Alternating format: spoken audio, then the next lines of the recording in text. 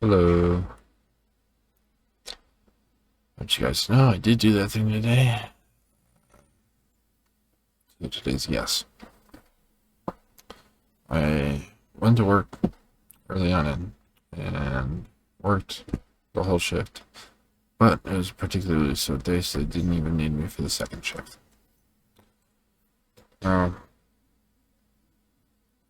when I got home, I recorded a bunch of Hollow Knight, and I used the first bit of that footage to make a video to schedule for tomorrow. Or technically today. It's technically this morning of what would be tomorrow. I stayed up a little late because it's a weekend. I don't have anything planned for tomorrow. So that works well. So I recorded a bunch of Hollow Knight, edited one video, and scheduled it. I also got started printing the dice holder. Right. I can give that one a quick show and tell.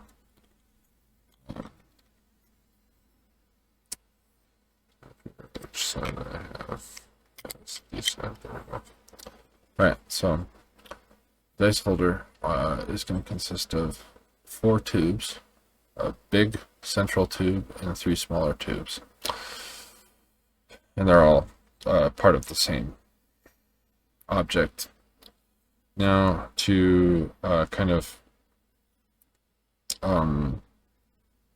what's the word?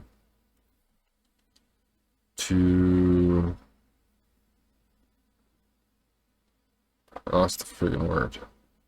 I was experimenting with the lids because this is what the exit part of the tube is going to look like. It's going to be the tube exit on the sides, and the big central tube in the middle is going to be where the lid clips on. This is what the lids look like. Obviously, same shape as this. They look kind of like a fidget spinner. They're not fidget spinners. So basically, these 3 little prongs plug the gaps here, even though the central one is resting against this. So I didn't exactly coordinate the direction of the locking design very well, so I'm going to have to mark that with a marker or something. Maybe some tape, because they have a correct orientation. If you don't orient them correctly, then it may not work. So you have to lower down one end at a time and clip it into place.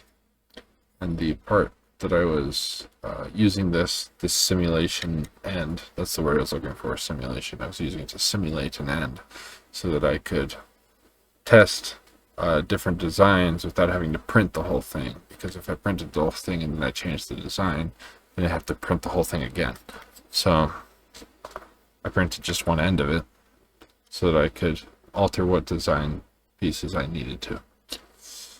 Now the lid clips into place. There are little nubs on the central part of the lid that go past the little gap opening in the middle. And basically, since I have 3 sets of dice and then 1 chunk dice, the chunk dice will be resting in the middle, just like that, but it'll be a tube. And then I have 3 other sets of dice, or 3 plain old sets of dice, but I'm only going to use 3 from 1 set to be examples here. The chunk goes into one fitted for it, and then the rest of the die will go in holes respective to their size, the normal size of the dice. And that's, they'll just fit on top of each other through the tube. To measure what size I wanted the tube, I just put all the dice next to each other and used a ruler to measure that distance and provided some space for the lid part to sink in. So obviously the lid part blocks the entrance to that, blocks the little hole. But to make it a tower, I need to have both ends be open. They need to be open. So there's two lids, one for each end, and the each end is designed the same, but it's not perfectly symmetrical because when I designed it, I kind of skewed it a little bit, and so each lid will go on well enough. Its own thing. I just need to mark it where it goes. But yeah, the lids will be. I take both of them off, empty my dice onto the table, and can then use the tube part and just hold the whole structure and just drop a die down the middle and let it roll out onto the table. Something about dice towers that I noticed when I was looking through some. Dice towers tend to... Let me find it. So dice towers tend to empty out into a little tray so that dice doesn't roll off the table after being ejected from the tube. But I didn't make a tray. I'm just going to have to hope it doesn't roll off the table after being sent down the tube. But it's printing right now, and because the print is bigger in size, it's going to take the better part of a full 24-hour day. When I put it in the program, I forget what the program is called, but and it gives you an estimate on how long it will take. This one said it would take 18 hours, and I started it at 6 earlier, so it should be done by around noon tomorrow or today, in about 11 hours. So yeah, it's looking pretty good so far. I made it in red. I chose the red filament that I have for it, so I put it in red. So that's gonna be fun. My chalk glowy dice in the middle, and each other set of dice in their individual tubes. And then nice and secure. I made sure that you kind of have to pry the lid off in order to get it off, and so rattling the tube around with the dice inside, there will be nothing to worry about on that front, luckily. So that's kind of what I got up to after work today. I had all night. Tomorrow, empty day. Not really. We'll be going. I'm pretty sure the plan is for my family that we're going to go see the Thunderbolts movie because I wanted to see them, and I've heard really good things about it. So I'm looking forward to it.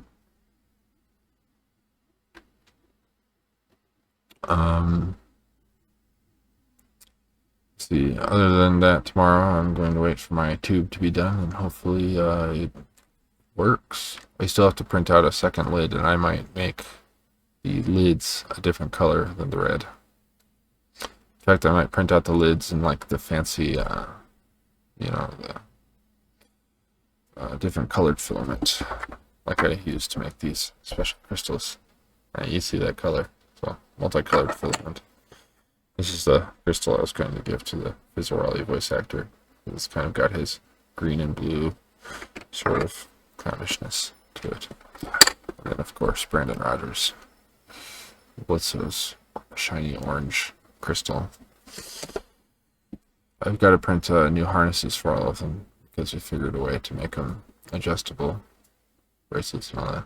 But I still got a while to do that. The Phyllis mask, I put it, the current design, I still have to add a couple things onto it, but I put the current design into like a little, into the thing that told me how long it might take to print because it's going to need a lot of support. There's going to be a lot of like junk material that's just set there to set the mask on because it builds bottom up.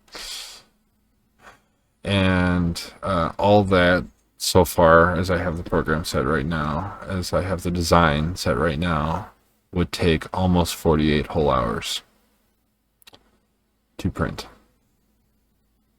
So it'd be printing for days, almost. and I've only got to add a couple things to the design. And the worst part about that is I may need to adjust the design even after I'm done printing it.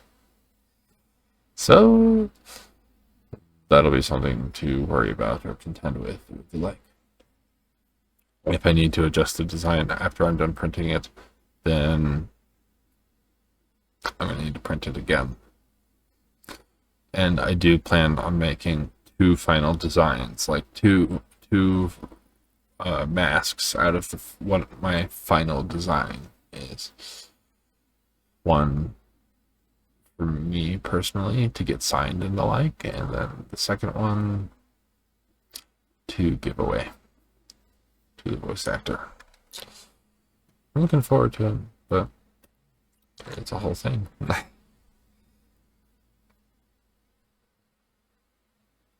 Anyways, yeah, that's all I got. I'll see you tomorrow for you. Hey, Sarah. I do plan on taking her out one more time before I go to bed, but it's been very nice today, very pleasant, very loving. That's everything. So thank you guys so much for watching. Please like, comment, and subscribe. Share with me your thoughts in the comment section below, and share me with your friends, family, acquaintances, etc. Anyone you know who you think might be interested in my content. Please help me expand my channel. I'd very much appreciate it. But that's the end. So good night.